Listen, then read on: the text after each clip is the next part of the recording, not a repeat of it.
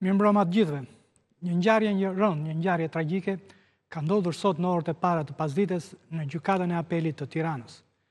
Dikush që humbet gjyqin, një gjyq për çështje pronash, që zgjaste për vite e vite me radhë, nxjerr pistoletën dhe ekzekuton kryetarin e trupit gjykues, zotin Astrit Kalaja, i cili vdes pa mbritur në spital, ndërkohë që ka plagosur dy të tjerë, palët kundërshtare, palët që ishte në konflikt gjyqësor në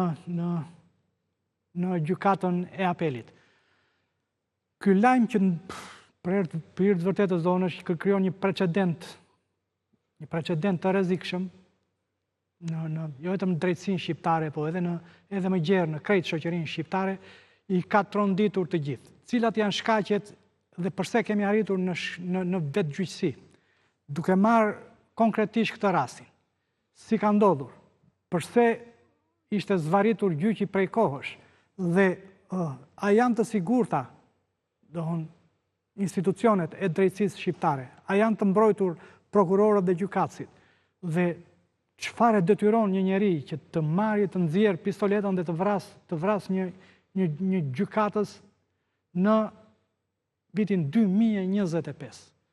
Kjo do jetë pjesa e parë e këtij emisioni. Në pjesën e dytë do të flasim për një tjetër lajm që ka ndodhur sot. Kryetari i Partisë Demokratike, Sali Berisha, zgjodhi që t'i thot po dëshirës, vullnetit të një komediani i cili do përfaqësoj krejt opozitën shqiptare, sipas zotit Berisha, përballë zonjës Manastir Liu në garën për Bashkinë e Tiranës. Por të flasim për pjesën e parë, për cilin kam një panel me 3 të ftuar në studio. Kam zotin Rezar Kthupi, jurist, avokat, kënaqësi të kam në studio. Gjithashtu. Kolegen Keti Banushi, mirëmbrëma Keti, dhe kolegun gazetarin, analistin Mentor Kikia. Mentor, kënaqësi të kam në studio. Si dhe përmes lidhjes Skype, juristin e njohur zotin Kreshnik Spaiu. Kreshnik, mirëmbrëma. Mirëmbrëma të gjithëve, faleminderit. Ndërkohë, regji zoti, lutesh atë na lidhte me kolegun e Sokol Dema të kronikës së zez nga studioja e Report TV. Mirëmbrëma Sokol. Mirëmbrëma Babarama. Cilat janë të rejat më të fundit për këtë ngjarje që ka tronditur gjithë opinionin shqiptar?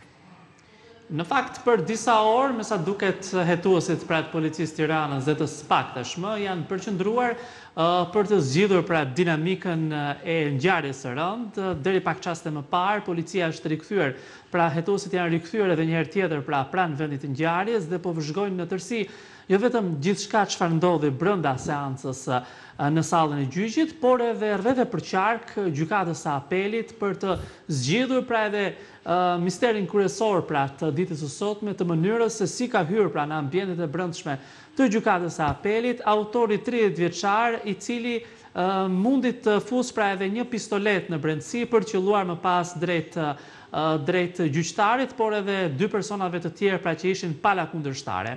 Deri në këtë moment akoma nuk është ndërmarrë pra një tjetër vendim apo përfirmosje të urdhrave të ndalimit të tjera dhe sigurisht pritet të bëhet në orët në vijim nga ana e policisë dhe prokurorisë.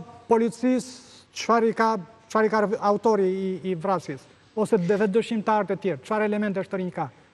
Në fakt, ai u ka rrëfyer pra efektivet policisë dhe grupit hetimor, se ai ka qenë pra ishte autori i ngjarjes në fjalë, i marrë në pyetje nga hetuesit, ai është shprehur se kishte ndërmarrë një akt të tillë, duke padur parasysh pra se prona që ata pretendonin, pra familja e tij pretendonte, u takonte dhe ishte një vendim i padrejtë pra që ishte dhënë në drejtim të palës tjetër. Sigurisht që këto kanë qenë pak a shumë pak fjalë që ai ka thënë përpara hetuesve, ndërsa nga ana tjetër, personat e tjerë të cilët janë shoqëruar dhe po merren në pyetje edhe në momentet që flasin, janë kryesisht dëshmitar të vendit të ngjarjes, po ashtu edhe punonjës të gjykatës apo punonjës të sigurisë, të cilët po japin variantin e tyre në tërësi pra për ngjarjen. Punonjës të sigurisë janë të një institucioni publik, janë policia e shtetit, policia e rendit, ajo i lirin gardë, apo është një kompani private që polici private ajo që ruan aty?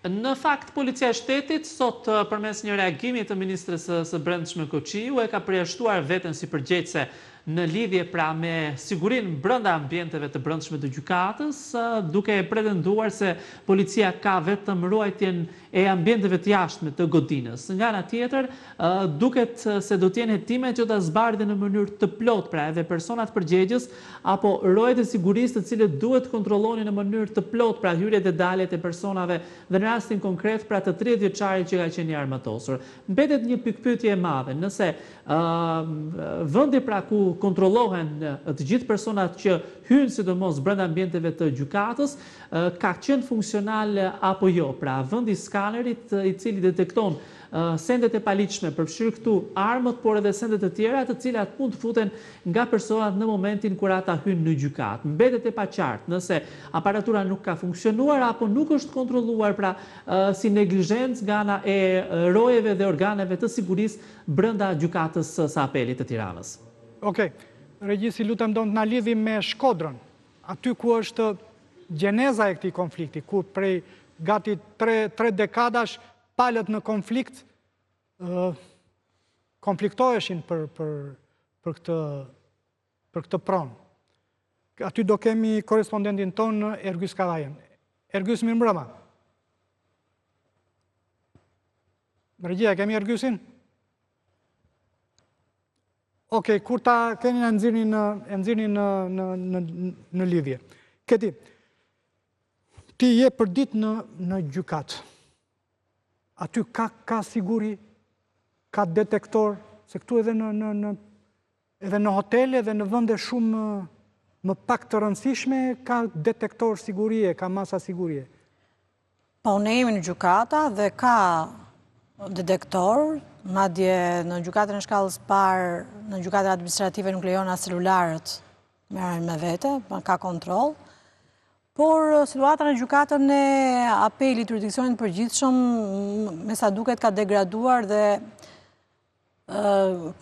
kjo ka qenë një ngjarje e paralajmëruar. Pra, këta gjyqtar nuk kanë kushte, është marrë një vendim me hartën e re gjyqësore, që u shkrin gjykatat e apeleve. Për ta sqaruar, ky gjyq sot, kjo seancë, është bërë në sallë të gjyqit apo për shkak mungesës të kushteve? Në sallë të gjyqit, por në gjykatën e apelit janë shumë të pakta sallat e gjyqeve dhe nuk ka një sistem sigurie ashtu siç mund të ketë për shembull tek gjykata e posaçme ose edhe te gjykata e shkallës parë. Të paktën kjo është perceptimi im për gjykatën e apelit, jurisdiksionit përgjithshëm, që është në Tiranë dhe atje përplasen pothuajse të qytetarët nga të gjitha rrethet. Pra është një gjykat ku çdo çështje këtu ankimohet dhe është kjo gjykatë e cila ka vajtur mbi 30.000 çështje të pashqyrtuara dhe ndërkohë është një indiferencë edhe institucioneve, është Këshilli i Lartë Gjyqësor. Çfarë ka rrëfyer administrata? Si e shpegojnë administrata e kësaj gjykatës apelit, gjykatësit aty, çfarë shpegimesh japin? Çfarë të dhënash ke për këtë ngjarjen e sotme? Për ngjarjen se si ka ndodhur. Atëherë ka qenë një proces gjyqësor i cili në fakt ishte paralajmëruar në orën 14 dhe palët, paktën xhaxhai i autorit të ngjarjes, i cili me sa duket ka qenë bashkë me xhaxhain Gjon Shkambi, është emri i xhaxhait të tij, ka kundërshtuar në gjykatën e apelit, pra ka kundërshtuar veprimet përmbarimore, kundërshtimin e veprimeve përmbarimore dhe që kishin bërë banor. Pra është një konflikt disa vjeçar, ai pretendon për një pronë, bëhet fjalë për një pronë në Shkodër. Elementet e donë konfliktit thelbin do na i thotë Ergysi, por sot çfarë ka ndodhur? Nga informacionet që kemi, sepse janë të pakta ata që flasin pas të ngjarjes, pasi ka tronditur të gjithë, me sa duket gjyqtari ka vendosur në favor të palës kundërshtare. Dhe në këtë moment, nipi dhe autori i ngjarjes ka nxjerrë pistoletat dhe ka qelluar mbi gjyqtarin, mbi kundërshtarët që ishin në seancë, madje i ka vënë pistoletën në kokë edhe sekretares, por nuk e ka qelluar. Dhe pastaj apo në moment të depresionin, në moment krize totale. Unë e mendoj sekretarja si vendim. Mendoj që ka qenë në moment, pasi ka qelluar gjithë ata, kush e neutralizoi autorin? Është policia që është njoftuar nga gjykata që kanë ardhur në moment dhe kanë kapur autorin në ambientet e gjykatës. Por më shumë se kjo është fakti se si ky ka mundur të futet me pistolet në sallën e gjykatës. Po pikërisht ka detektor aty? Çfarë thonë se nuk ka funksionuar? Dhe nuk e dim se si ka funksionuar dhe si ka mundur ai të fusi pistoletën në sallën e gjykatës. Është kontrolluar, e ka kap detektori, se ka kap. Kjo mbetet për të parë deri në këtë moment. Kush e ruan sigurinë? Kush përgjigjet aty? Ministria e Rendit, Ministria e Drejtësisë, një polici private, kjo policia publike, kjo Ilirian Guard?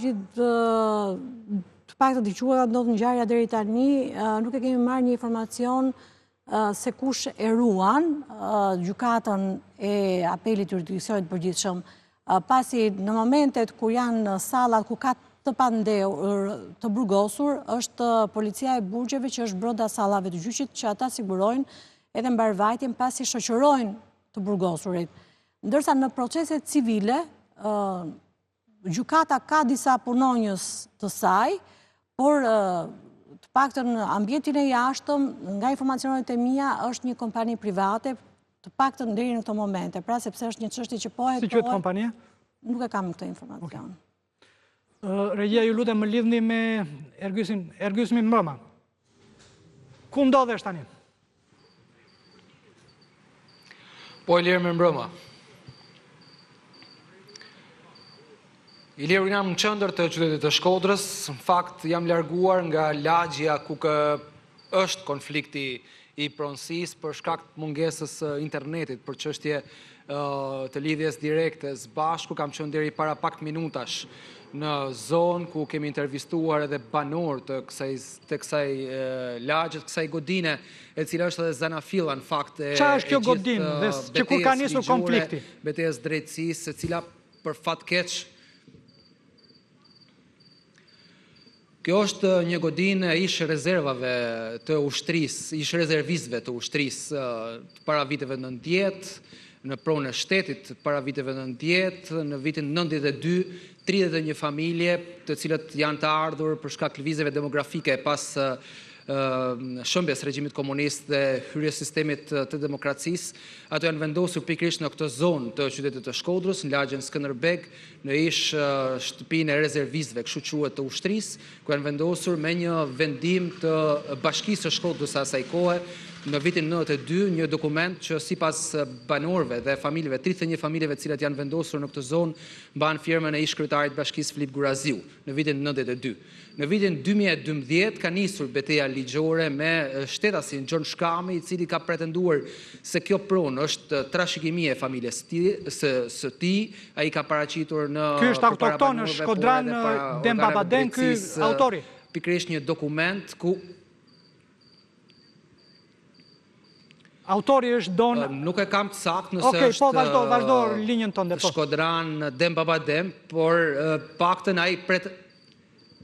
ai pretendon që është pronar i trashëguar i këtij trualli të objektit ku është vendosur i shtëpia e rezervistëve në lagjen Skënderbeg në qytetin e Shkodrës. Ai ka kërcënuar disa herë për t'i nxjerrë jashtë nga banesa 31 familjet, çka ka sjellë protestat banorëve disa vite më parë, por duke vijuar edhe betejën ligjore, në qoftë në gjykatën e shkallës parë, por tashmë edhe në gjykatën e apelit ku jemi njohur me vendimin ditën e sotme. Në fakt, vetë banorët pretendojnë që gjithçka lidhet me një autorizim apo vendim të ish-kryetarit Bashkisë së Shkodrës, Lorenz Luka, në vitin 2012, i cili i ka dhënë të drejtën e privatizimit të këtij objekti shtetasit Gjon Shkami, dhe në lidhje me këtë veprim juridik ka qenë edhe betejë ligjore prej 13 vitesh që vjon në shkallat të drejtësisë mes 31 familjeve që jetojnë ende edhe sot e kësaj dite në këtë zonë, me shtetasin Gjon Shkami, i cili pretendon se prona është e tija. Ato kanë vetë familjarët dhe vetë banorët e kësaj ndërtese pretendojnë që dokumentet që ai ka paraqitur janë falsifikuar dhe për këtë arsye e kanë ndjekur këtë çështje në gjitha shkallat e gjyqësorit, madje ka pasur një dërgim të kësaj çështje edhe në gjykatën kushtetuese, e cila ka shprehur mos kompetencë në lidhje me rastin e fjalë, duke e dërguar sërish në gjykatën e apelit, por është një betejë ligjore prej më shumë se 13 vitesh që vijon në dyert e drejtësisë shqiptare dhe për fat keq mbyllet me një fund tragjik, siç ishte rasti i sotëm me vrasjen e gjyqtarit Shkodran Astrid Kalaja, ku unë shfrytëzoj rastin në fakt i lirë të shpreh edhe ngushëllimet për familjen Kalare për këtë humbje të rëndë, por edhe për një tronditje të mbar opinionit publik, jo vetëm Shkodër, por besoj në gjithë Shqipërinë. Çfarë ndodh në familjen e autorit dhe në familjet e të dy të plagosurve? Cila është gjendja, çfarë thonë edhe banorët aty referotur?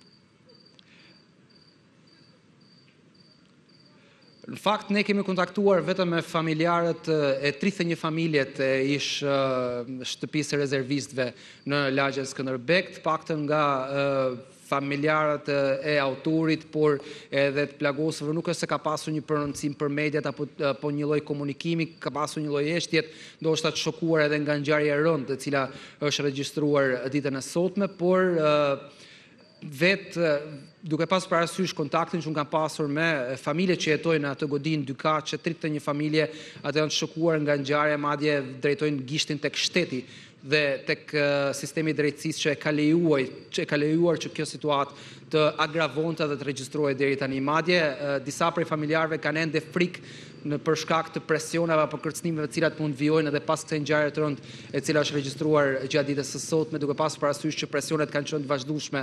Një prej familjeve është shprehur që edhe para 2 javësh shtetasi Gjon Shkami ka kërcënuar dhe ka bërë presion për familjet që jetojnë në këtë godinë, duke i kërkuar që të largohen menjëherë nga prona e tij, duke ngritur si pretendim aktin e trashëgimisë, por edhe dokumentin pronësor që ai pretendon se e ka në lidhje me këtë pronë, e cila është edhe arsyeja e gjithë kësaj ngjarjes ku kemi mbritur ditën e sotme. Ergys, nëse më lejon dhe një pyetje të fundit, gjykatësi Kalaja, mos gabohem, është dhe ai do nga Shkodra apo jo? Ose të paktën ka punuar, e ka nisur karrierën si gjykatës në qytetin e Shkodrës? Shkodra, ka kryer studimet në Universitetin e Shkodrës. Deri para pak vitesh ka qenë pjesë e gjykatës së apelit, zëvendës kryetari i gjykatës së apelit të Shkodrës. Njihet për kontributin e tij në sistemin e drejtësisë, ndërkohë që në opinionin publik të Shkodrës njihet si një person me integritet dhe për vendimet që ka marrë qoftë në togat e zeza, në vendimet që ka marrë në gjykatën e apelit të Shkodrës, por edhe si qytetar i këtij qyteti ku ka kontribuar normalisht në pjesën e sistemit drejtësisë, por edhe me lidhjet e tij në qytetin e Shkodrës, nuk është se është një nga ato personazhet përfolura siç jemi mësuar të dëgjojmë për përfshirje në afera korruptive apo vendime të padrejta gjatë karrierës së tij si gjyqtar pranë gjykatës së apelit në qytetin e Shkodrës. Okej, Ergys, falenderoj, dhe nëse ka zhvillime të reja, do të lutesha të kërkoje linjën. Faleminderit. Regjia, tani ju lutem më lidhni me zotin Spahiu. Po, Ilir. Zoti Spahiu, ju jeni një nga veteranët e sistemit drejtësisë, që nga viti 91-92. Bile për disa vite keni qenë në kupolën drejtuese të sistemit drejtësisë shqiptar.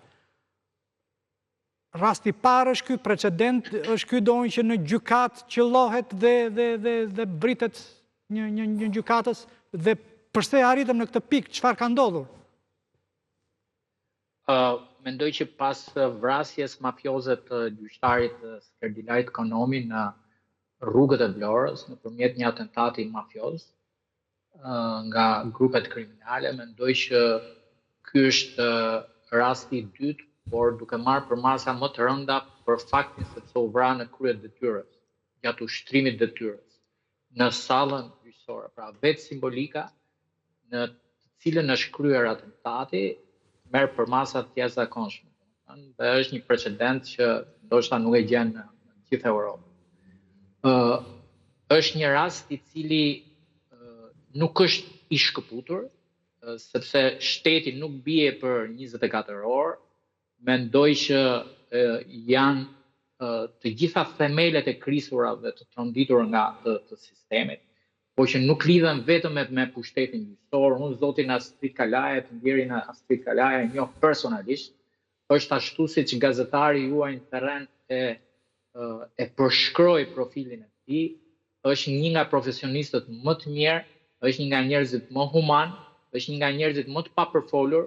Për dijenin e publikut ka kaluar edhe komisionin e kontrollit të pastërtisë, pra të vettingut. Në tërsinë e vet nuk njihej kur për një njerëz që e bënte të bardhën të zezë dhe anasjelltas, dhe për aq më tepër në një qytet ku ai ishte rritur dhe kishte gjithë karrierën e tij. Por në një përshkrim shumë të shkurtër që bëri edhe bashkëpunëtori juaj në studio, realiteti është që dy kryetar bashkisë të njëjtës parti kanë marrë dy vendime të ndryshme. Pra, një bashki e vitit 92 ja jep banorëve, bashkia tjetër ja jep pronarit. Dhe për dijenin e publik, objekti nuk ishte ndërtuar nga ai që pretendon që është pronar. Objekti është pronë shtetërore, ka qenë ndërtuar nga shteti gjatë sistemit komunist, dhe më pas asnjëherë nuk është privatizuar, ka vazhduar objekt Pra nuk i ka kaluar procesin e kthimit pronave. Nuk ka kaluar. Pretendohet vetëm që ky është pronari i truallit, por edhe për çështjen e pronësisë të truallit është i diskutueshëm për sa i përket kontraditave që janë konstatuar nga gjyqësori. Dhe për këtë arsye, unë ndjej një keqardhje të madhe sepse vim në këtë moment. Vim në këtë moment sepse sot kriminalët janë më të paprekshëm dhe kanë më shumë imunitet se sa gjyqtarë. Kjo vjen si pasojë sepse sistemi politik i ka interesuar që ta bëjë qitje gjyqësorin. Qeveria dhe opozita e godasin 24 orë. E fillon në mëngjes kryetari i opozitës, e vazhdon drejt kryeministri, me sulme, me emra, me libra shtëpie, me familje, me fis. Pra këto sulme politike ti mendon që e bëjnë të cënushëm don sistemin e drejtësisë? Patjetër, dëgjoj Ilir. E trimërojnë atë që të marri pistoletën të gjuaj gjyqtarin? Po patjetër, sepse sot është fatkeqësi e madhe nëse do të shikoni, lexoni komentet në lajmet për vrasje. 99% e komentuesve, të cilët do doja që prokuroria t'i kalojë në një skanim për t'i hetuar, janë inkurajim për akte terroriste dhe për vrasje. 99% e publikut thonë të lumt të dora, bravo të qoftë.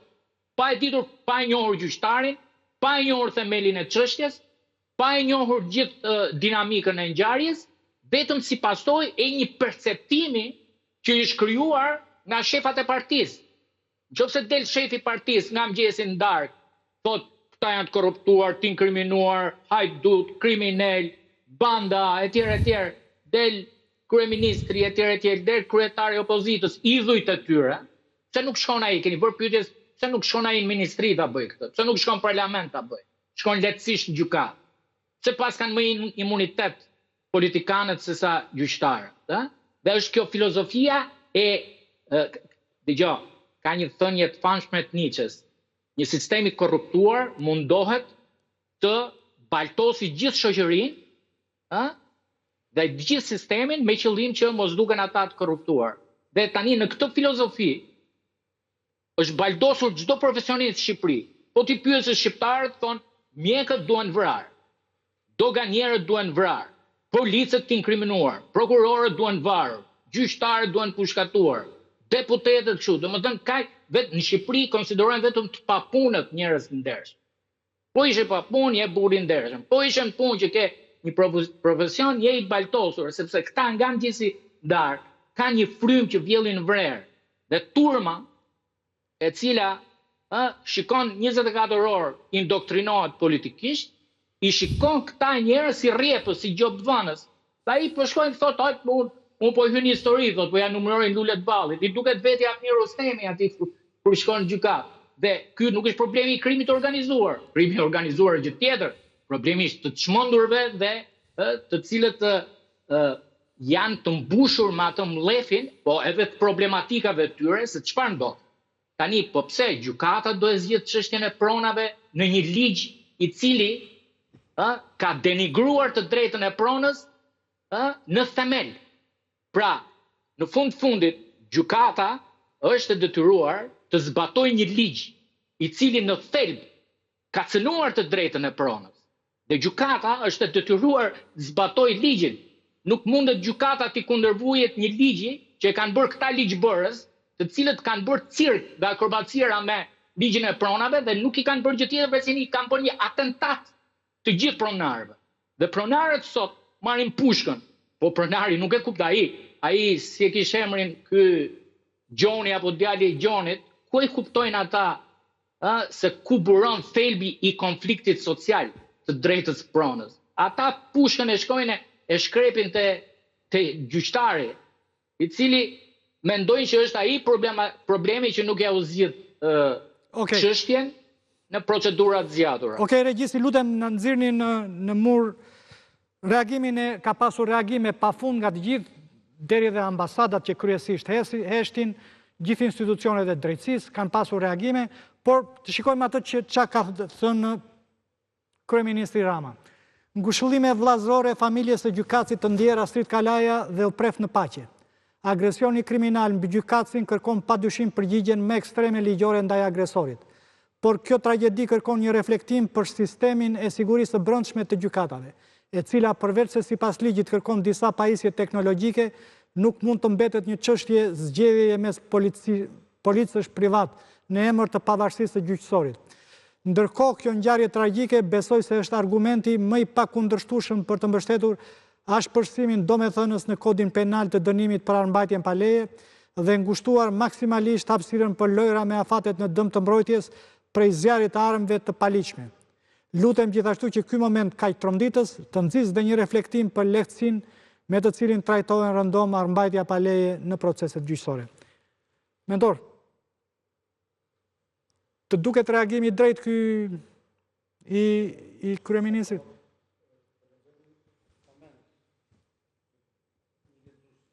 Sociale që thot 90% e gjyqtarëve, prokurorëve, avokatëve, doktorave dhe policëve meritojnë të kenë fatin e Astrid Kalas.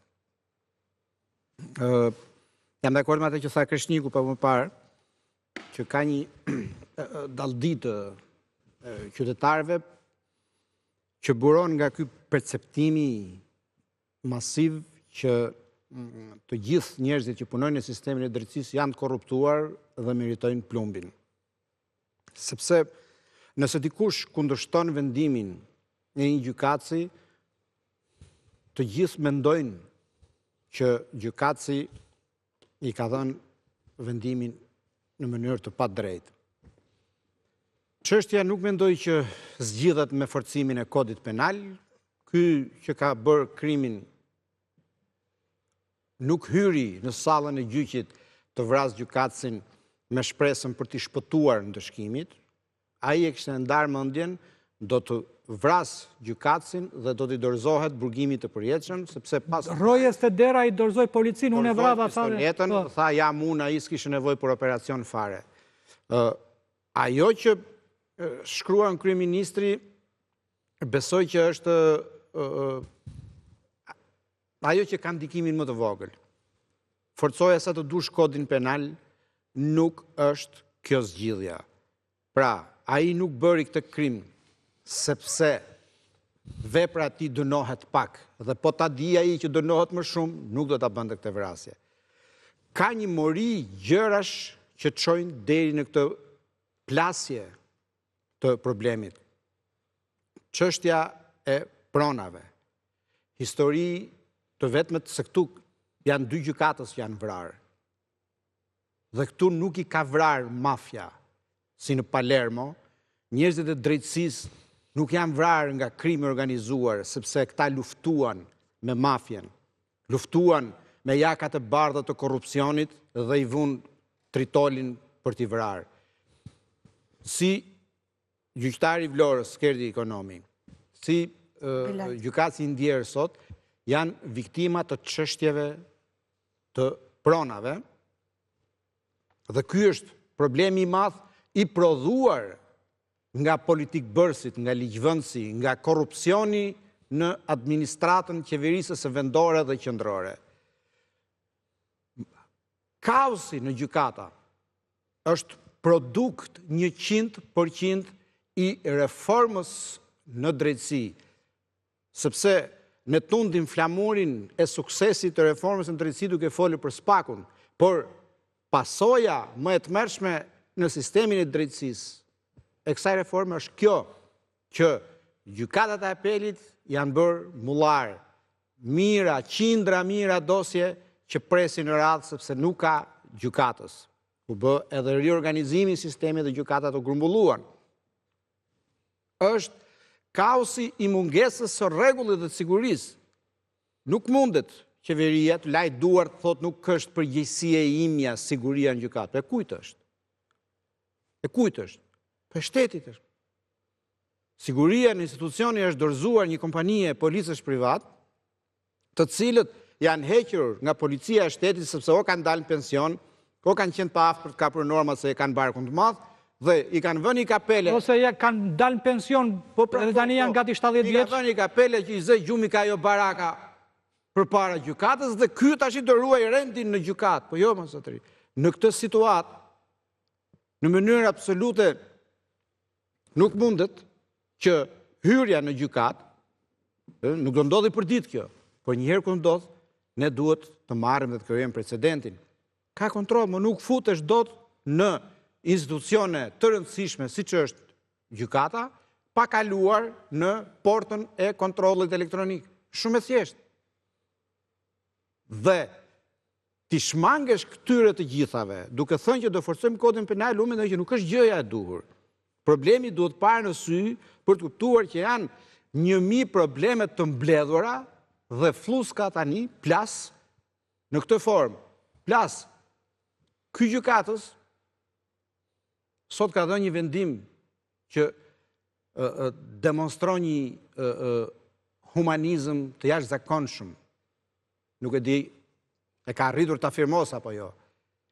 Ky ka lënë 31 familje të jetojnë brenda në ca dhomza që quhen apartamente dhe nuk e kaloi këtë objekt shtetëror në pronësi të dikujt që pretendon që ka pronësin mbi një urdhër bashkie atje.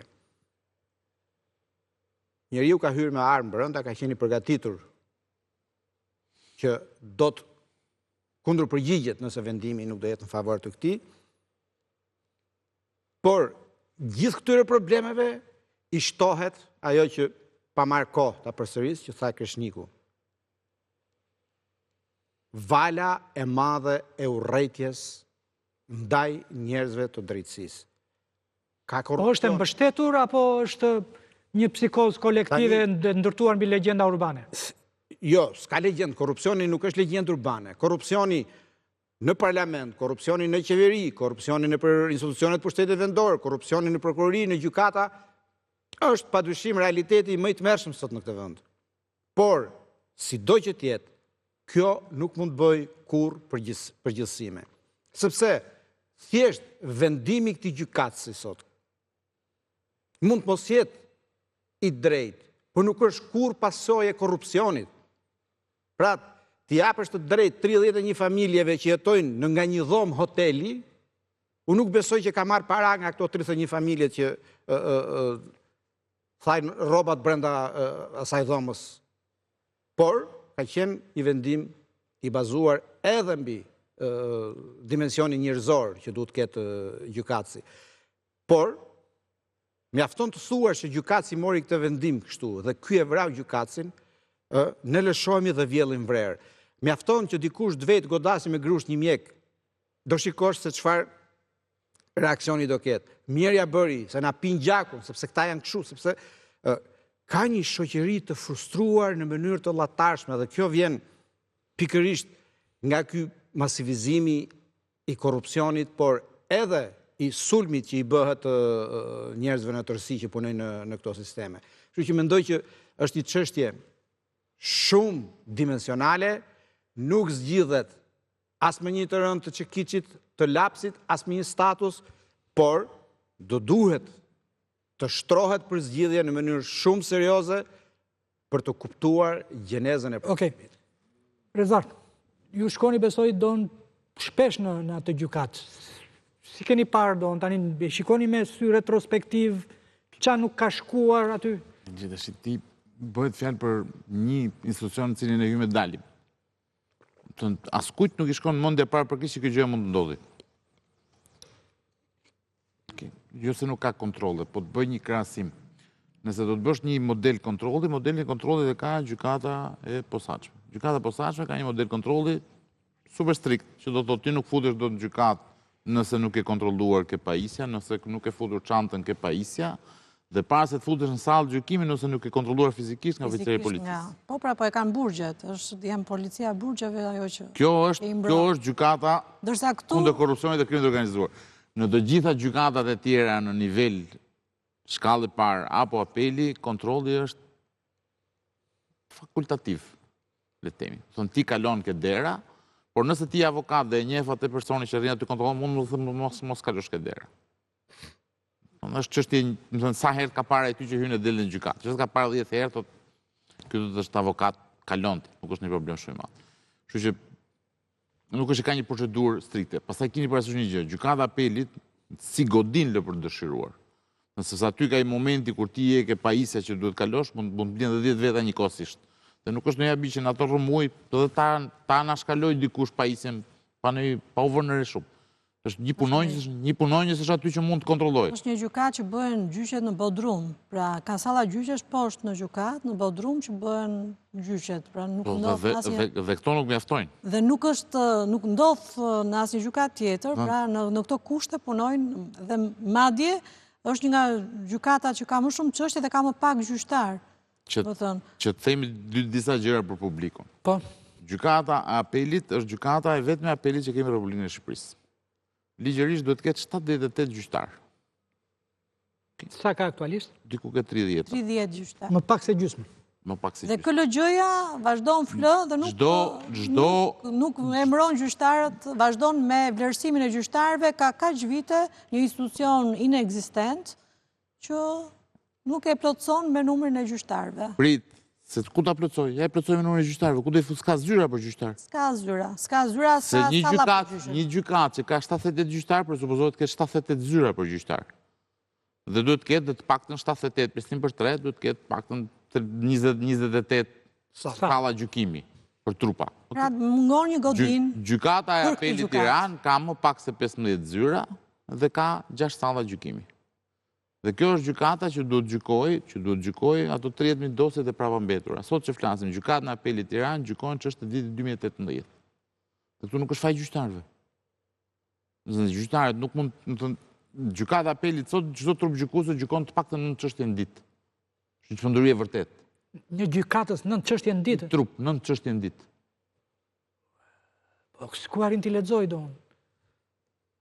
Nuk po themi ti lexojmë, do shkruaj vendimin, nuk mund të bësh një gjykim ti në 30 minuta kohë. Atje të lutajmë për një datë gjyqi, vinë nga rrethet që kërkojnë një datë gjyqi, kanë me vite të tëra që kërkojnë ti caktohet një datë gjyqi. Të 2018-ës më gjykojnë sot çështjet civile të vitit 2018. Pra, është një çështje e mbartur, dhe është një çështje, kjo ka qenë një ngjarje e paralajmëruar për mua, sepse dhe vetë gjyqtarët e kanë ngritur si shqetësim kushtet në cilat jetonin dhe qëndronin në atë gjykatë.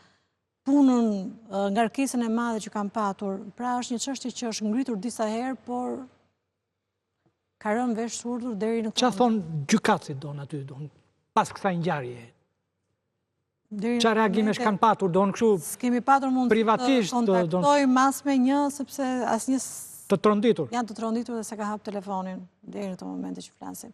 Kanë qenë vetëm reagimet zyrtare. Të gjithë me telefonat mbyllur?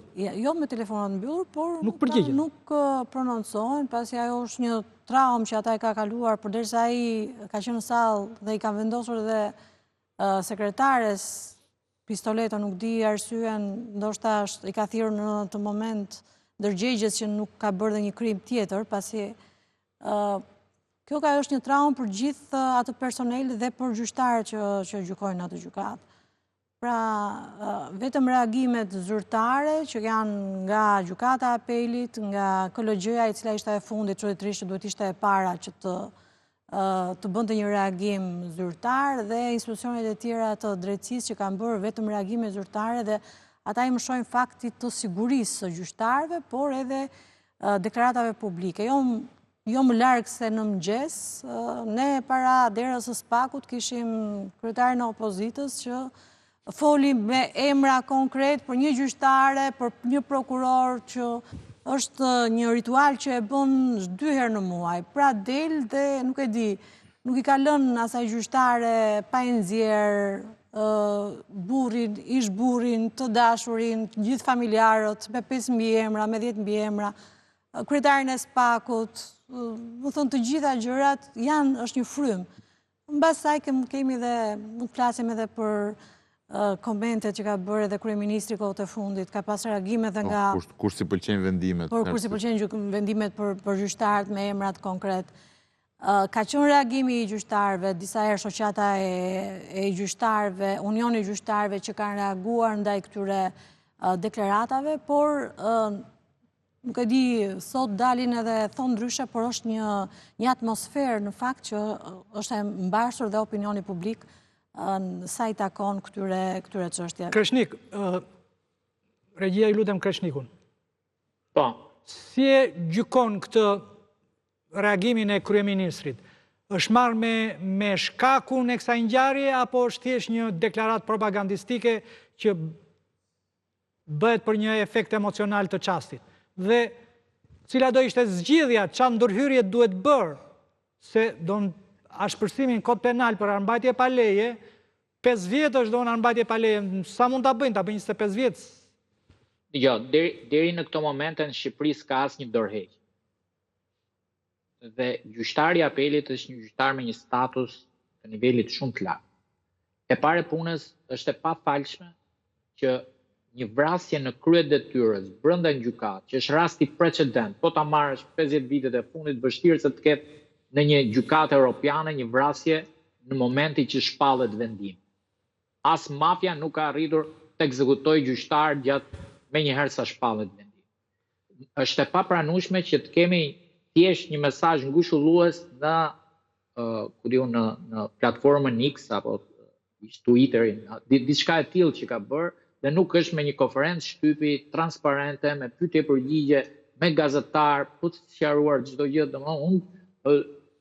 Këto mesazhe të kryeministrave, ministrave, deputetëve, kryetarëve të opozitës i kam lexuar me të njëjtin tekst para 10 vitesh. I kam lexuar kur vra Skërdilajt Konomi, i kam lexuar para 20 vitesh, i kam lexuar para 30 vitesh. Ka ndryshojnë vetëm datën. Çfarë ka ndryshuar? Ja kam lexuar edhe shoqatave të gjyqtarëve, edhe dhomës avokatisë, domethënë, dhe reagimi është shumë mendoj 3 ditë do zgjati kjo çudia e bivrasjes. Por pasoja do jenë për publikun, do jenë për gjyqtarë, se do jenë për publikun. Për të gjithë ata që sot thonë i lumt dora apo mirja bëri, të gjithë ata që nesër do kenë një problem me drejtësinë, ta dinë mirë që ai gjyqtari apo ajo gjyqtarja do ja japin drejtësinë atij që do e shikojnë pak si më të fortë, atij që do e kërcënojnë, atij që do e shantazhojnë, atij që do shohin me muskuj, sepse do mendojnë që mund t'i ndodh fati i Astritit. Të gjithë ata që mendojnë që drejtësia ose padrejtësia rregullohet me vrasje, duhet kuptojnë që kjo është një e ardhme shumë e errët. Kjo sjell vetëm padrejtësinë. Duhet kuptojnë që nuk është ky problemi i zgjidhjes, por janë hequr 90% gjyqtarëve nga punë. Janë vendosur 90% tjerë. Është bërë katarsis që nuk i është bërë as ministrave, as deputetëve, nuk buron aty e keqja. Shqiptarët duhet kuptojnë një gjë. Institucionet dhe gjithë pushtetet e tjera burojnë nga parlamenti. Parlamenti janë ligjbërësit. Aty janë themelet e gjithë shtetit. Aty është regulatori, aty zhvillon gjithë normat, aty rregullohen marrëdhëniet publike apo private. Prioritetet që jep shteti. Gjyqtarët nuk janë gjë tjetër vetëm janë ligjbatuesit. Ata shprehen nëpërmjet vendimit duke ju referuar, prandaj pasojat e këtij vendimi janë shumë të mëdha dhe unë habitem, domethënë kjo kërkon një emergjencë kombëtare. Sepse Shqipëria po përballet, ta kam thënë të hënën e kaluar. Ta kam thënë të hënën e kaluar në debatin me të nderuarën gjyqtare, kryetaren e shoqatës së avukatëve, i gjyqtaren zonjën Joana, ku kemi debatuar për dinamikën dhe tipologjinë e krimit dhe vrasjeve në Shqipëri. Pra, në Shqipëri më frikë duhet kesh nga individët e çmendur sesa nga krimi organizuar. E keni vënë re për shembull që turistët janë shumë të qetë në Shqipëri se nuk e ndjejnë prezencën e krimit organizuar. Mafia dhe strukturat kriminale nuk kanë punë as me qytetarët e thjeshtë, as me turistët apo me njerëzit në rrugë. Ndërsa njerëzit me probleme psiqike janë një problem shumë serioz nëse gjejnë një shtet të dobët, nëse shohin një shtet shkërmoqur në institucione, shohin institucione të dobta, atëherë këto institucione gjunjëzohen përballë të fortëve, përballë individëve. Dhe ky është problem shumë i madh, domethënë se shkon e drejta drejt të fortit. Ne nuk e dim se si kanë dalë ato vendime, si e ka marrë 2012-ën nga bashkia të shkresë etj, përderisa ka një informacion të fundit, që personi që ka prerë gjyqtarin i ka shku me Kalashnikov gjithë banorëve me i nxjerrë me dhunë nga objekti. Dhe nuk është marrë asnjë mas. Pra, është bërë denoncimi në komisariat dhe... Nuk jam i sigurt. Domethënë në kohën që kolegët në panel po diskutonin, unë pash pak në mënyrë vertikale lexova lajmet. Po ju them që është e provuar që ka shku me Kalashnikov. Pra, dobësia e shtetit vjen gradualisht derisa ai e gjen fush me lule dhe shkon vret, domethënë. Mendojnë që do jojnë një histori duke vrarë një gjyqtar. Dhe pasojat janë vetëm për qytetarët. Vetëm do shkoj, nuk ka më peshore, nuk ka më balancë që shkon në favor të ligjit. Shkon në favor të fortit, në favor të dhunës, në favor të atij që imponohet, sepse njerëz janë dhe ata. Mos mendoni që janë prej çeliku, kanë familjet e tyre, jetojnë sepse edhe ajo puna se tani futen, ka fillu tani teoritë konspirative, po të shikoni panelet e tjera, harxojnë 2 orë analiza, punonte detektori. Ishte në prizë, nuk ishte në prizë, se kaloi kështu. Po mirë se Brown Sall, ai që e ka ndarë mendjen, ai është kamikaz. Ai do e vrasi duke hyrë në makinë, do e vrasi duke hyrë në shtëpi, do e vrasi në rrugë. Nuk është çështja e kapit detektori se kapi detektori, Sigurisht që është absolutisht shumë e rëndë vrasja në sallë. Dhe duhen marrë masat. Po nuk është thjesht ajo, ne kemi lënë të ekspozuar këta. Me të drejtë e tha kolegja shumë e nderuar aty. Më thënë, momentin kur merremi me 7 breza të gjyqtarës, me gjithë rrethin, me familjar, me prindër, me zënë, nga mëngjesin darkë. Po mirë, këta po bëjnë dhe një kod penal. Dhe përveç simboleve duan të ruajnë dhe figurat e tyre pushtetit. Po mirë, pyetja është, a duhet hynë burg këta politikanët që i bëjnë presion gjyqtarëve me emër? Se të bëjnë një dispozit këta për shantazhin që ju bëhet gjyqtarëve? Për fshirë dhe vetën e tyre, sepse nuk ka më të rëndë se të kesh një përplasje të drejtë për drejtë. Kjo është luftë më, këta i kanë shpallë luftë njëri tjetrit. Pra, të dalësh të akuzosh kreun e spakut, kur dele akuzon, do më të thënë aty, ku di unë Altin Troplini nga mëngjesin darkë, imagjino qa e kishin Astrid Kalan, të ndjerë, dëgjo, se tani s'du t'i hy me themel. Po mirë si s'del një gazetar, i marri gjitha ato titujt e gazetave, qa kanë thënë politikanët për të ndjerin Astrid Kalaja. E kanë denigruar me sulme, kur ka dhënë vendime që lidheshin me partinë. Çfarë vendimi ka dhënë? Letsojnë. Është pjesë e trupit gjykuesit që ka dhënë vendimin e parë për PD. Trupin gjykuesi për bulën e partisë. Merin, t'ja u lexoj tani. Kam qënë prezent. Po i ma lëravën juristit, e di? Kam qënë prezent. E kanë denigruar dhe e kanë shantazhuar në mënyrë të tmerrshme. Edhe para Me gjyqit. titujt e këto. Edhe para gjyqit, po. Po hajrena gjoka tani. Edhe para gjyqit. Dhe jo vetëm publikisht, por edhe privatisht. Okej, zoti Ksupi, çfarë duhet ndryshoj? Ajo parë që duhet bëj kryeministri është përveç se ta shpërsoj këtë pjesën e mbret pa leje, të rikthej atë çështën e fyrjes gjyqtarit. Që edhe kur del kryeministri dhe shan Marko Boshkun, që është gjyqtar, ta psoj dhe kryeministri, se nuk është vetëm ky që e vrau. E di sa ndodh tu qytetari nuk ka forum publik, nuk është që po dori qytetari në Facebook dhe të shajë një gjyqtar, do vërsulen media, do ta mbulojnë të lajmet dhe nxjerrin që qytetari filan u ankua se filan gjyqtar ka bërë padrejtësi. Nuk e vret mendje njëri. Kështu që qytetari, ndryshe nga kryeministri i vendit apo nga kryetari i Partisë Demokratike, çfarë mjetesh ka? Dhunën mo. Do e gjej gjyqtarin në rrugë, do ta shaj, do ta fyej, do ta dhunoj, se nuk ka mjet tjetër ai. Ai nuk është si kryeministri që del në Facebook dhe thot, ai filan gjyqtar që ka dhënë atë vendimin e keq kundër meje, do ta shikoj se ç'do t'i bëjmë. Apo ky tjetër që del aty ke dera Spaku dhe mban referate lidhur me kush është Altini apo kush është Irena. Qytetari nuk ka këtë mundësinë ka qytetari dhe çfarë bën? Shprehet me dhunë. Që do të thotë, në momentin që ti ngjon 1 vit rresht, 2 vite rresht, 3 vite rresht, drejtësi e korruptuar, gjyqtarë korruptuar, që japin vendime, guxojnë të japin vendime kundër kryeministrit. Imagjino ç'do mendoj qytetari, thotë ai thotë kur jep vendim kundër kryeministrit, çam ka mua që mos të jap vendim kundër. Kryeministri e shan, unë e dhunoj. Prandaj jemi këtë drejtë. Se njerëzve u duket normal, çfarë do shfryn. Thotë ai kur këti Berishës ja bën kështu, kur këti Ramës ja bën kështu, po dhe mua ky gjyqtari ma ka bërë, ma ka futur më. Do ta dhunoj dhe unë. Unë thot nuk flas dhe në Facebook, po do marr pistoletën ta qelloj aty në mes sallës. Se ajo gjesti, po ta krahasosh, ky gjesti që shkon dhe qellon, është hakmarrje. Është shprehje e një mllefit akumuluar në cilin ai pretendon që ka marrë një vendim të gabuar. Po ndryshe nga kryeministri, ai nuk e ka këtë mundësinë që dali të flasë nëpër mediumet publike. Ai thotë unë do ta qelloj, thotë do dorëzohem, pastaj se unë thotë jam i ndërgjegjshëm që kam bërë gabim. Por ama thotë unë ja thash të vërtetën sy gjyqtarit dhe e qellova. Është rasti më tipik i vetë gjyqësisë në sallë gjyqit.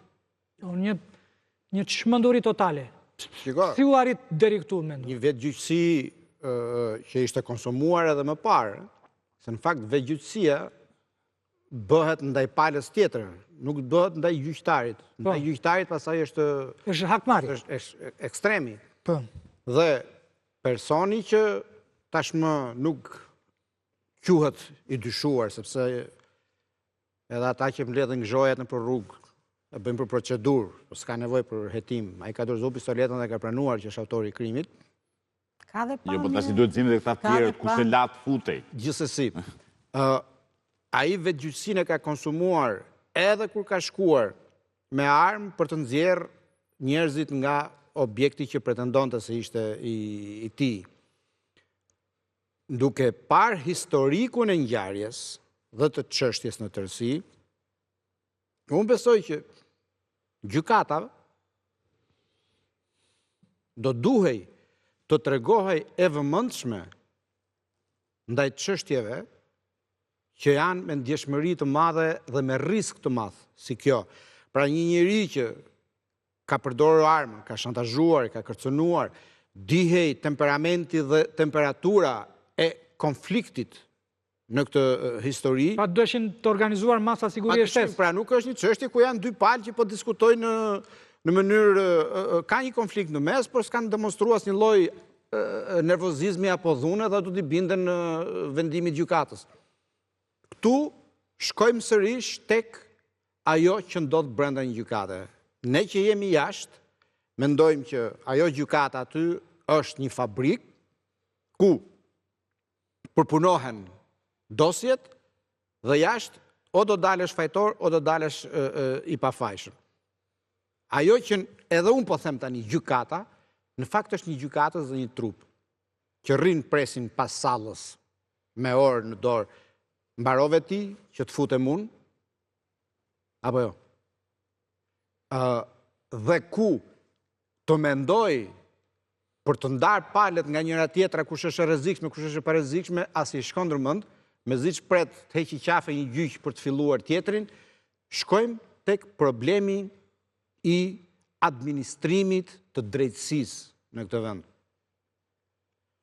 Që të bëhet ky kontrolli, aty turma njerëzve që hynë, që ka 3 vjet, 7 vjet, 10 vjet, 15 vjet që pret i vi radha, dhe në momentin që i vjen radha për të hyrë në sallën e gjyqit, ai gjëja fundit që mendon është kontrolli. Ai që duhet bëjë kontrollin, e tham pak më parë, është një polic, biçim polici privat, thjesht roje, Që plotson pensionin. dhe të gjitha këto çojnë ujë ke ky mulliri, kur aty brenda është një fasoneri më shumë se sa një institucion që bën drejtësi. Nëse do të ishin, Shumë bëjnë, që t'jemi të sinqert. nëse do të ishin Shumë bëjnë. në kushte të ndryshme, ky gjykatësi ka vartës, ka ndihmës, i jep një urdhër personelit që përgjigjen për sigurinë që palët në këtë çështje janë shumë agresive dhe të ketë policë brenda, po more. Ka palë edhe në një çështje divorci Në raste specifike, përveç kur janë me çështje penale. do duhet ketë njerëz brenda për të ruajtur Ka sigurinë, masa e kështes që të mos përleshin në këto raste, njëri për tjetrin, që thot falemi mentori? gjykatësin. Në fakt, në çështjet të cilat janë me të pandehur, të cilët dhe ajo është një problem më vete në atë gjykat, pasi vinë të arrestuar nga gjitha rrethet dhe ata rrinë me orë të tëra në gjykatën e apelit, I arrestuari Ulke Stoli aty? dhe ndërkohë që nuk kanë as mundësi, madje më kanë thënë të paktën nga brenda kishin dhe shqetësim që kërkonin edhe një shishe ujë, pasi kishin bërë udhëtime të tëra nga burgjet ku janë për të një gjyq në gjykatën e apelit dhe që pristin, ose mund të kishin ardhur Që ata që janë gjykohen në gjendje arresti, rinë presin koridor sa të lirohet salla. Presin në bodrum sa të lirohet salla dhe kanë problematikat për ushqimin edhe për një shishe ujë. Pra, gjithë ky problem, gjithë kjo gjë që po flasim është dhe këta që reagojnë ditën e sotme minimalisht bëjnë një godin me standarde për gjyqtarët dhe për të krijuar kushtet që ata të mundsojnë të japin drejtësi. Pastaj Ke pallati Kongreseve, veç të bënin kull, të bënin një gjykat. Po pra, vetëm një godin me standarde që të ketë, ajo është një gjykat që s'plotson asnjë lloj kushti, jo për sigurim, po për as për dhënë vendime, as për të shpallur vendime. Që s'mjafton edhe për një lagje të Tiranës. Qartë. As për një lagje. lagje. Falenderoj që ishte 5 pyetjes. Duke i shprehur ngushëllime familjes së gjyqtarit Kalaja, mbyllim këtë pjesë të parë të këtij emisioni, ndërsa në pjesën e dytë do të flasim për një temë krejt tjetër. Do të flasim për zgjedhjet në Tiranë, zgjedhjet e shkaktuara nga shkarkimi i kryetarit të dikurshëm të Bashkisë së Tiranës Erion Veliaj. Sot zoti Berisha deklaroi se do mbështes Sozin në thonjza, një aktor të Portokallis që imitonte Ed Ramën, atë që imitonte Ed Ramën në skeqet e Portokallis, vendosi që ta vëj përballë tij në garën për Tiranën. Publicitet dhe do të flasim për zgjedhjet në Bashkinë e Tiranës.